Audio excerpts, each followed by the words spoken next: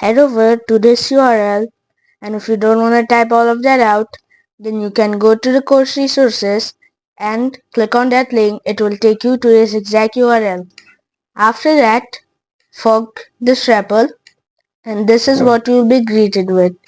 This is a debugging problem that I have prepared for you to test your debugging skills. As you can see, there are a couple of errors in here which you need to fix. What I want you to do is debug each of these lines of code, and at the end run your code, and if the code runs properly, that means that you have successfully completed this exercise. So pause the video right now and try the coding exercise. I hope you have successfully completed the exercise. If not, then let's walk through it together.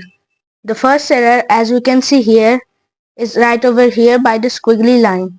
We can tell what the error is by the color of this bracket. The color of this bracket is brown, but the text part or the string needs to be brown and the bracket needs to be white. So by that we can see that in here we have an opening quote, but we don't have a closing quote. So that's the problem in this line of code. If I put the closing double quote, now this line is fine. Now let's move on to the second line of code.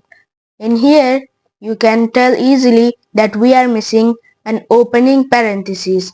If I add the opening parenthesis, then the code is solved. Now let's move on to the third line of code.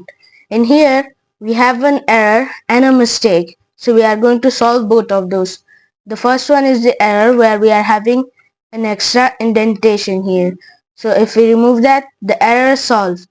Now I want you to pause the video and check for the mistake in this line of code.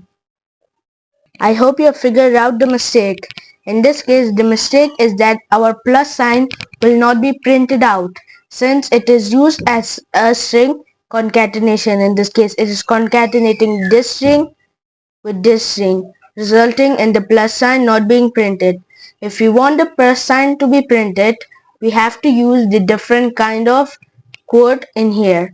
In here we are going to use a single quote like so.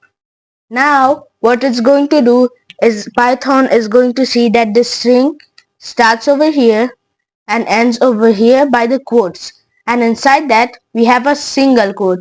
Keep in mind that it cannot be a double quote, or else Python would think that this string opened here and this string has stopped or closed at this point. So it is going to give you an error.